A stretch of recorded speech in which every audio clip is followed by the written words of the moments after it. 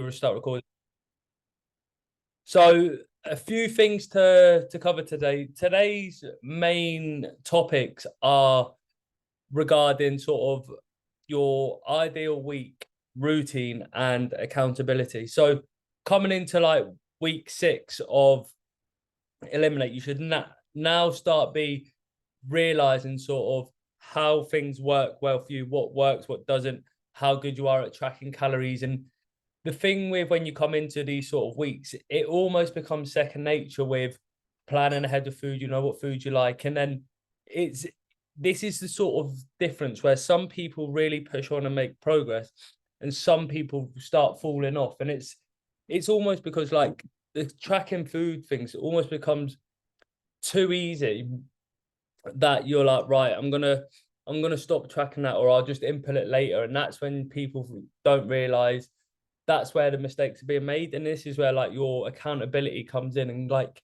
because you are on Eliminate and you do have a spreadsheet and you do have me checking in and you do have these calls, you are a bit more inclined. Sorry for all the sniffles. There's probably going to be a fair few more, so I'll just apologize for the evening now. But you'll start to like, these little things will start creeping in. And because you've got that little bit of accountability where you do have to like reflect back, you are going to be that little bit better. And it's like, you now should be starting to build these things into habits so that it does become easy.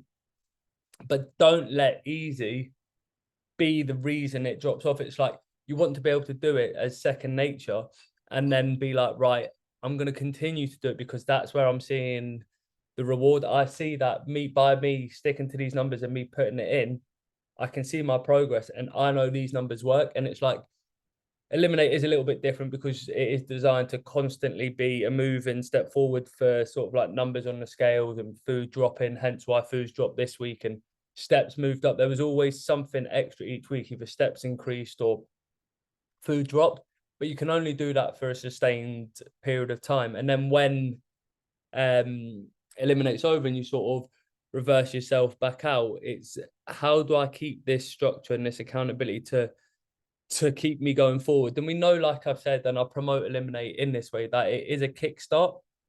So it's to get you to a point, and some of you probably will be at the end of your diet phase, fat loss phase. Some of you will probably feel that you've still got a little bit to go. And it's like, how do you bridge that gap from where you are at the end of Eliminate, where, like I said to you, it is on the push side, it is on the kind of aggressive side, to continuing to get to where you want? Because if you are at the end of these like 3 week worth of calories, you can probably only sit there for somewhere between 3, 4, 5, 6 weeks before you really start feeling that diet fatigue and that hunger. And it's like, what is the difference between getting to where you get to and getting to where you want to get to? And a lot of it is that structure, that accountability, but you just then enable yourself to go up that little bit more. And that's why we have them calories reversed out. It's like that first jump up is probably still a deficit to you, but it will only be a deficit if you are consistently keeping yourself accountable and having that structure and that routine within your life, which over the last 8 weeks will start naturally coming to you. So what I mean by your ideal week, and I will post these comments in the, bear with me 2 seconds, I'll post these in the chat. So this is what an ideal week might look like. So if I go to chat, and I'll try and post these in the group for everyone else. It's so like, this is something that I've done for one of my female one-to-one clients, is just having this in of like, what day does she do everything? And it was like, on a Monday, she'll do her lower body session. On a Tuesday, it'll be upper body and a 30-minute incline walk. Wednesday will be full body. Thursday was 5K or boxing business. Friday was glutes. And then Saturday, she was a little bit more chill. She'd go for a long walk in the morning to make sure steps are ticked off. And then Sundays is just completely rest up and meal prep. And like I was saying last week about having that discipline vs motivation, she knows, like, trains at lunch. So she knows that Monday, 12 o'clock, she's going in and she's going to do lower body. Okay, she, for example, if she did have a little bit of a heavier weekend and didn't make the gym on Monday, she can just push everything. And that Thursday session of 5K or boxing business maybe pushed towards the weekend, and then everything comes forward. Then it's like, even when you're not feeling your 100% or you're not feeling your best, it's like, right, this is what I'm doing today, and you're not going into the gym without a plan or without something to do, because this is where most people sort of stagnate and hit plateaus. It's like that they go into the gym, and yes, when they're on a fat loss phase and they hit the ground running and they're like, right, I'm going to eat healthy, I'm going to stick to this, I'm going to go to it. Most people will lose weight initially because they've changed their foods, they're being that little bit more active, but they plateau because they end up going in and doing the same thing for the same amount of time, eating the same food, the same structure and the same routine, and expecting change. I think that is literally the definition of crazy. Doing it's doing, what is it, something like mentally like crazy, in terms of like, I've got a big PC here, so but going in, doing the same thing over and over again and expecting change, that's like one of the signs of going mad, isn't it? So it's just, a lot of people do that with the gym. Like, I've got mates who were training with me 10 years ago, when I was obviously not working as a PT, but just used to go and train. And they're still lifting the same weights and in the same workout split. And they're like, oh, but when you sort of go, it's easy for you. You're just naturally, I'm like, I'm constantly got that structure, got that routine, got that accountability, but expecting change by having these progressive overloads and things like that. And it's having that routine and having that structure, so you can see what's going right, what's going wrong, and then make the changes from there.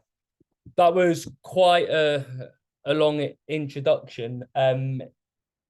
Does that make sense to everyone? Please give me please feel free to dig in and have some say on this. I know, Hannah, you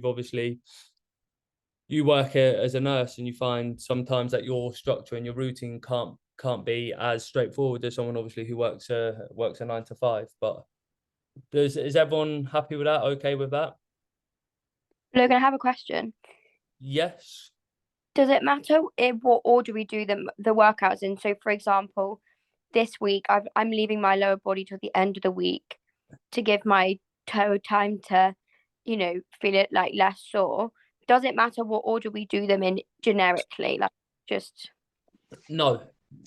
So a lot of people, and guys will probably reference this more, and Scott's probably heard it before, of like what's called like a bro split. So people used to do like chest and back, oh no, sorry, like chest and shoulders on a Monday, back and biceps on a Tuesday, legs on a Wednesday, and that would be their traditional bodybuilder workout split. But since then, studies have shown that you need to sort of hit everything twice a week. So you've got like what's called like a stress curve or a stress graph. So say, for example, this is your baseline point, Hannah. You stress the muscle by training it, and then as it's recovering, coming back down, just before it gets to the baseline, you stress it again. But there's a gap of about 48 hours between stressing it, where obviously you need it to recover. So, for example, you wouldn't ideally do lower body and glutes back to back. You would try and get a rest in between them 2 days. But you can do like you could do, for example, full body, upper body, lower body, rest, glutes. It's like you want that little bit of a gap between training the same muscle groups, but you want to try and make sure you are training that same muscle group twice per week. okay. So it's like, and you can get away with like, so for a, just so you get an understanding, you're meant to have 12 to 18 sets per muscle group per week, and ideally split that over 2 to 3 sessions. For girls, you want to be hitting your legs and your glutes 3 times a week, because you recover 1 quicker on your glutes, and 2, obviously that's the area that most people want to work on. So it's like, give yourself enough volume through the week, and if you can split it over 2 days, it is better. But just try not to do them back to back when it's the same muscle group. But say, for example, you might do quads on one day, and say, for example, you played sport or you're into running or something like that, you'd maybe split your quads and your hamstrings. But for example, if you were to do a squat, even if it's quad bias, you'd still get a little bit of hamstring emphasis into it, and you can get away with doing them back to back. But in an ideal world, doesn't, you would rather not, but it's all subjective to what else you have on during that week. For example, I wouldn't have a runner if I've got someone who's like when I've got like people training for the marathon, I get them to do their heaviest and their hardest long run on a weekend, like a Saturday or a Sunday, and I get them to train their legs on a Monday, which sounds counterintuitive to get them to train their legs when they're already sore, but it makes sense that they've got the most time for recovery before they go on their long run again. So they'd always train their legs earlier in the week to allow recovery. And it's the same for training the same muscle group. It's like, make sure you hit it twice, but don't give it the opportunity to recover as well. Perfect. Thank you. Cool. So this is where we're talking about routine here is if you've got your days where you know what times you're training, then the only thing that's going to let you down from progression is literally making the progress on their numbers. And you'll see from the workouts, the way I planned them, you've either got either the weight or the reps increase. So this is where you're looking at your log and your book, and you see, right, last week I done leg press for 100 kilos for 8 reps. This week I'm due to do 110 kilos for 8 reps, and then next week I'm due to do 110 for 9. So that having that ideal week forces routine, forces progressive overload, which in order your body is going to react to. And the same goes for food. It's like you should now have an understanding of how many times a week you eat. And we've touched on this on previous calls, times a week you eat, times a day you eat. We've touched on this on previous calls. And it's like, this is where making changes to your nutrition comes in handy, because if you're like, right, I know I eat 4 times a day, and at the minute I'm on 1,500 calories and it's dropping to 1,300 calories, it's like, right, where can I pick and choose and make amendments to each meal? And this is why I say have some staples in your diet, because, for example, if we have, let's use a snack, so I always use a main meal as an example. But if we had this 0% fat Greek yogurt as a snack, and in that yogurt we have berries, banana, dark chocolate, and we make a change and adjustment to our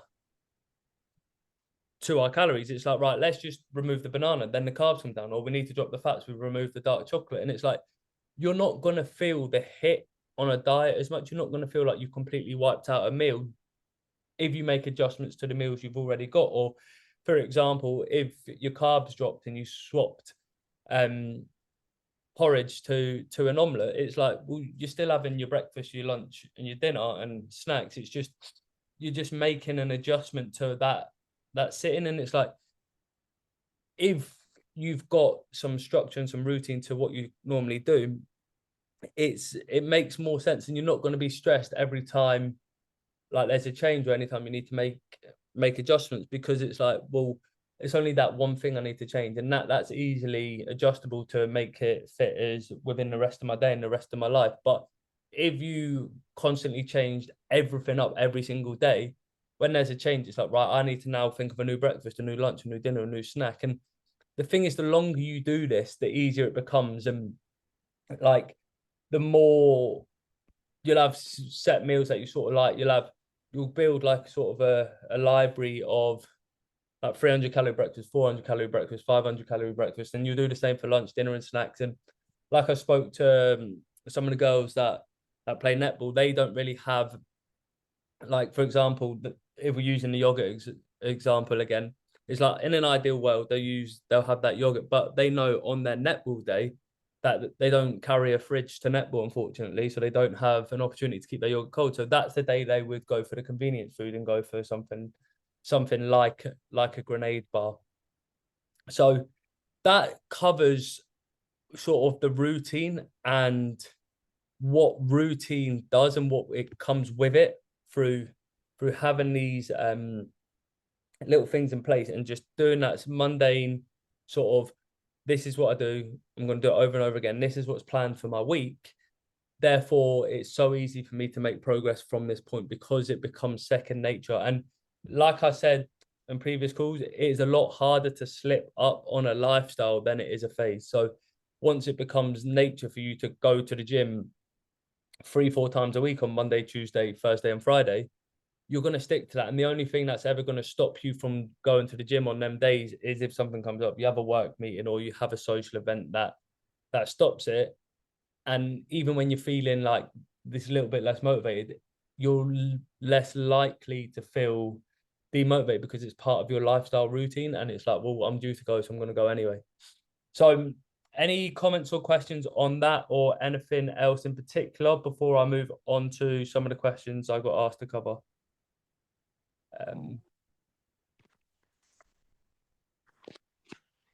No. Okay. So the next thing is obviously accountability, and this comes in so many forms. It's like it's what keeps you accountable and what keeps you going. And is it for you? Is it seeing the progress? Is it numbers on the scales? Is it a look? Is it an end goal? Is it a challenge that you want to complete for by the end of the year or by the end of next year? And it's like with that, you tie these things into something. And like within ELIMIN8, your accountability is completing your spreadsheet and doing your check-ins. And you know yourself, if you are doing this and you know you're taking your photos and you know it's going to be reviewed by a coach, and that's going to keep you a little bit more accountable. And then now it's like, if I know some of you have already spoke to me about potentially some one-to-one coaching and online coaching following ELIMIN8, which I will give everyone the opportunity to speak to me about, and I'll be messaging over the next couple of weeks about that. But it's what think deeper. Like if you don't have me as a coach, or you don't have someone checking in on you, what is it keeping you accountable? Is it you complete a spreadsheet each week? Is it you continue to monitor your weight? Is it you continue to monitor your progress pictures? And really start thinking about what is it that drives. Like we've all signed up for ELIMIN8 because we wanted the kickstart. We wanted to lose a little bit of weight. We wanted to make a bit of a start into our fat loss journey. And that was your initial kickstart. But from there, where's next? What is it that's going to make you think, right, this is the kind of change I need for my life. This is the kind of change that I want to stick to. Where along your journey do you think, right, this is where I fell down in the past. This is what's made me go back the way. This is what's made me, because everyone on this call has probably lost weight in the past. I'm not denying that, and I don't think anyone does it. And anyone who ever signs up for a future ELIMIN8 has probably lost weight in the past. But what made you this time sign up for ELIMIN8 and be like, right, it didn't work last time. ELIMIN8 is going to teach me that something a little bit different. And I say to people all the time, like, if we think it's nutrition or it's diet or it's a workout, most people get that on weeks 1 and 2 when it comes to coaching. You've got that straight away within ELIMIN8. I gave you your calories. I told you how and when to bring it down.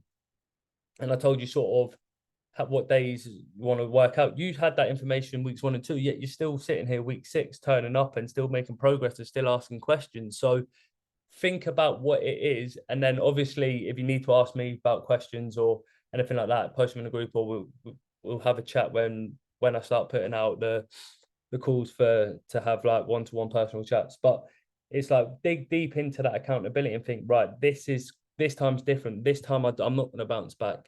And where's it broke down in the past? And that is part of your accountability alongside having someone. Is it being in a group setting? Is it having friends who you can post in the group and keep your meal updates for? Is it being like, right, who's still on the plan with me? And it's like these little things go a long way. And then what I'll do is I'll move on to making the most out of your calories. So just as we're speaking there, if anyone's got any questions, please fire them up. I'm just grabbing one of the welcome packs up. No questions.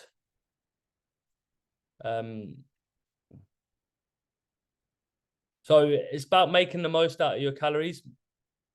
And this is where it comes big on your last 3 weeks. So there's 3 weeks of ELIMIN8 left. And this is where I'm talking about like making things as easy as possible for yourself. Like, I don't want you to eat the same breakfast, lunch, and dinner for the rest of your life. So I don't want you to not be able to have a meal out without tracking it. But at the same time, what I want you to do is I want you to make progress. I want you to get this phase of your fat loss journey finished. And remember, after Eliminate, if you increase your calories by 100, 200, 300, 400, whatever it may be, you're most probably still going to be in a calorie deficit.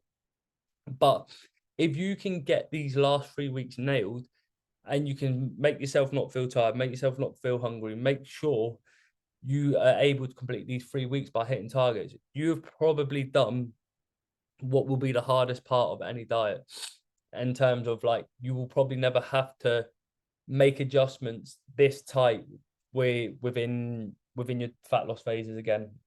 So just think, if like, that's a massive personal achievement if you can do that.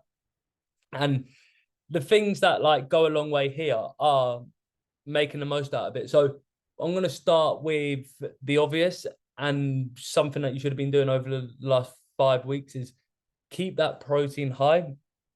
If you keep your protein high, you're going to feel more full. I don't need to dig deep into that any further tonight, because we've done it over the last 5 weeks, but protein is the most satiety nutrient, meaning it keeps you the fullest for longest. And then you've got all the other aspects of protein, like by the time it's digested, it's less calories than what carbs and fats would be. So like 100 calories of protein, by the time it's digested, there's 70 calories, compared to carbs and fats, which are still 100.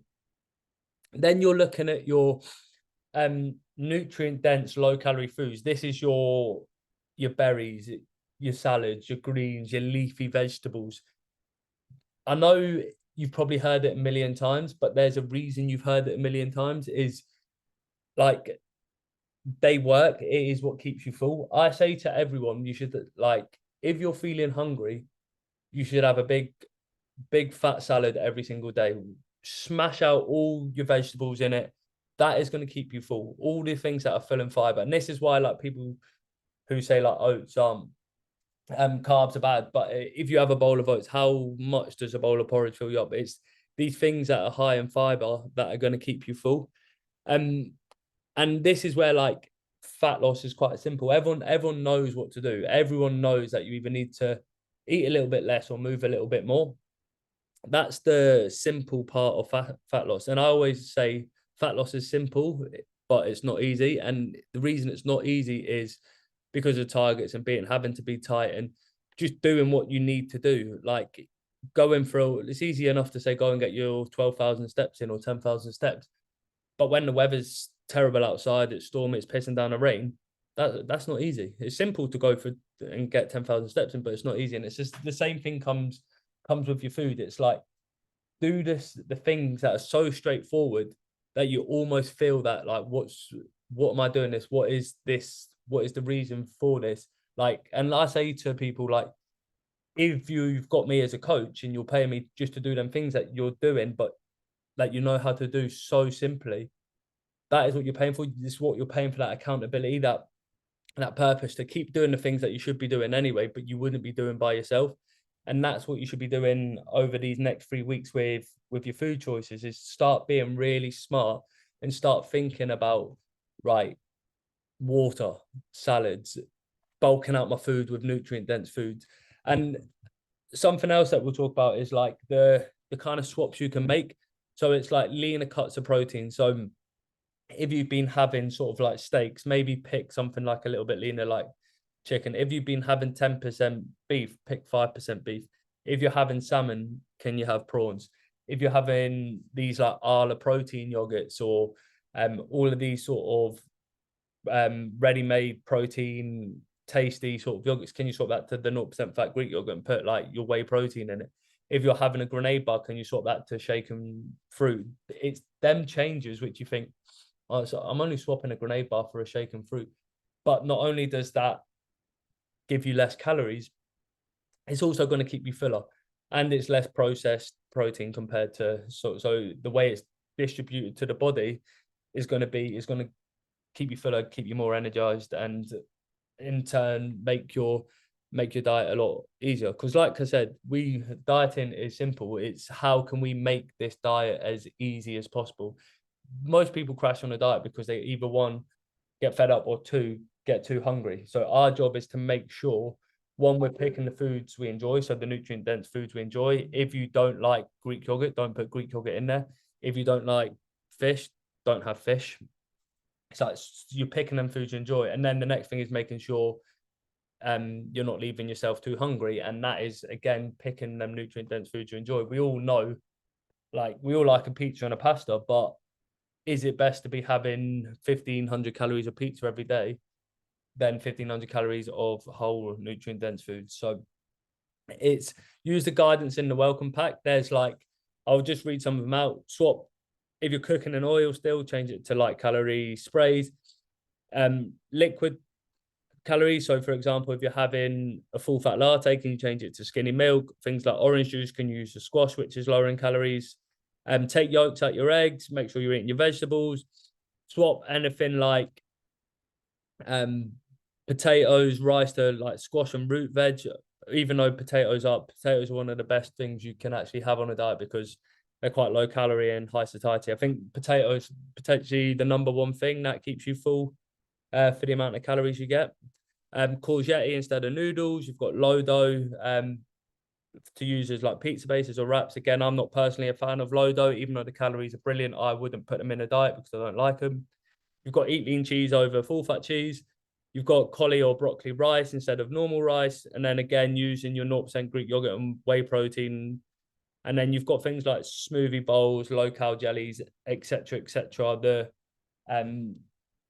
low-calorie alternatives to most diet drinks are brilliant, like a Coke Zero, or like a Diet Iron Brew Extra. These things keep you full. Just be aware of like if you have them, do they affect your sleep? If you have them late at night, and or do they irritate your stomach if you're not used to them? So it's about making things easier for yourself. And like with this accountability routine, you want to make it till it becomes second nature. And once it becomes second nature, that is when you've basically nailed your diet. As Jay from the In-Betweeners would say, completed the diet, completed the know-how on the diet. So keep going on that, making things, ask questions in the group. I know it gets, the more these weeks go on, naturally people fall off, naturally people comment less in the group because they feel like they're commenting the same thing. But consider commenting the same thing and asking the same questions as a good thing rather than a bad thing, because it means you're asking the right questions. Like if you're posting like snacks again and you'd be like, this is what I've swapped to this week, now my diet's got a bit tired, that's a good thing. That is a good thing. If you're doing that 2-3 weeks ago, it shows me that you're in the right routine, you're in the right mindset. So don't be scared to post things you've already posted. Don't be scared to ask questions you've already asked. Don't be scared to keep doing the same things that it almost becomes second nature. So like brushing your teeth, we all do that twice a day. If drinking 3 liters of water becomes a natural habit where you used to drink one, and you're being like, right, I drank my water again today, that's a good thing. Do you know what I mean? You're not going to tell everyone you brush your teeth twice a day every single day, but you're going to do it. And it's the same with the water. It's like, right, just keep it going, keep it ticking. Any questions on any of that from anyone or anything else before I just touch on the last couple of things that I've had questions over the last week? No. Right, I'm going to talk about this one's for the girls. Last week and the week before felt a little bit heavy, felt a little bit tired. This is normal on when you do your period. Don't be scared to talk about things like your period. You'll probably see how openly I mention it. And obviously I'm a male, but that doesn't mean obviously I've got no experience. I've had numerous clients over time sort of mention it to me, so I've got enough knowledge on it. And apparently this is obviously not scientifically backed, but girls feel it a lot heavier on a full moon. So if you were extremely tired last week and you did feel a little bit demotivated and you felt that little bit heavy and that little bit more tired, because you were due on in and around a full moon, accept that because you weren't the only one, and feel free to talk about these things. I think we quite know now, like periods and other things. I know that we don't have an older crowd on this group, but like things like menopause are taboo subjects, and we're trying to make sure like it is common to speak about it. And I know you girls think you get hungrier and you get that little bit more irritated and less motivated when you do. Again, normal to feel like that, but should you eat more on periods? The amount a period affects you doesn't equate to a certain amount of calories, so it's hard for me to say you should eat more or you should eat less. remember, if you need that like extra 100 calories or so to make a snack into a meal, or just because you felt that a little bit hungry, remember 100 calories over your target is probably still going to leave you in a deficit. It's just going to be less of a deficit. So if you're in a 500 calorie deficit, you're just in a 400 calorie deficit. So yes, it just slows down the rate of fat loss if you're talking deficit, but you're still moving forward. And if it helps you from crashing, that is absolutely fine. So don't worry about that. And that is also something which was another question: what happens if you go like 100 calories over your target? At this stage, it's fine. You are in a deficit. You're probably in quite an aggressive deficit. So it's all dependent on how much weight you've lost. So doing that, going over that 100 calories, if that stops you from completely binging and crashing out, that's okay. And it's good to have that relationship with food. Don't be scared to go over it. But at the same time, obviously try your best to stick to targets. Don't just be like, oh, Logan said it's okay to have 100 calories over my target. If you do that every day, you're just slowing down the rate of progress. So don't take it unless you sort of need it. That's my advice on that. And the next one is what happens if you don't get all your steps in. This is where cardio comes in. So you burn, I say like 10,000 steps burns half your body weight times 10. So for example, I weigh 80 kilos. If I was to do 10,000 steps, that would be half, would be 40 times 10, 400. I'd probably burn 400 calories over doing 10,000 steps. By doing cardio, like either like a very fast incline walk or like a run, you tend to burn your body weight times 10. So I'd burn like 800 calories over like a 10K run, or if I was to go for like an hour on the treadmill, I'll be burning like an incline walk, I'll be burning upwards of 800 calories. So if you're really low on steps and you're struggling, or you just don't want to go outside in the rain and that's affecting it, then this is where cardio comes in. So if you can get like a 30-minute incline walk 1 to 2 times a week, if your steps are low, it's probably going to be an advantage to you. Where run comes in, like doing a 10K run when you're on your lowest calories you've been on for the best part of forever, is probably not the most advisable, because that is going to tax your body and you're going to find it hard to recover doing 10K runs on low calories. So I would say for the next 3 weeks, keep the intensity of your cardio low. Once your food goes back up a little bit and you want to get into these higher intensity sort of cardio sessions, you're more than welcome to. But again, monitor your energy, because the only thing that affects a diet is not doing a diet by crashing. So hopefully that covers all of them questions. And I think by lack of questions today, we don't have too much more to talk about, unless anyone wants to mention one thing before I summarize and finish up. No, a little bit quiet today. Must be Monday. If I'd done these calls on a Thursday or Friday, I reckon there'd be a lot more feedback. But in summary, start thinking about your ideal week. So what does your ideal week look like in terms of your training? Like what days and times do you go to the gym? What days and times do you do cardio? What days and times do you do meal prep? Think routine. Routine is a good thing. If you're doing the same thing consistently, it's going to give you the best reflection on your feedback for your body. So that comes down to like, again, how routine with steps, routine with food. Keep things simple on a diet. The simpler it is, the easier it is to stick to. This is only for another 3-4 weeks, and then you can start being a bit more flexible. Pick whole nutrient dense foods and start picking smarter options and keeping the majority of things similar. Similar doesn't necessarily mean the same, although there's nothing wrong with the same if you've got a good variety. And these things will go a long way for you in terms of the next 3 weeks. And then if anyone does want to have a bit more of a personal chat over the next 2-3 weeks, just drop me a message and we can have a bit more of a personal chat in and around you and what's going well and what's not going well for you, and future accountability, etc. Anything else before we wrap up? No, we're good. Right, everyone, have a lovely evening and keep going. Only 3 weeks left. You have done extremely well to be here, and I will see you all next week. Thanks, Logan. Thank you.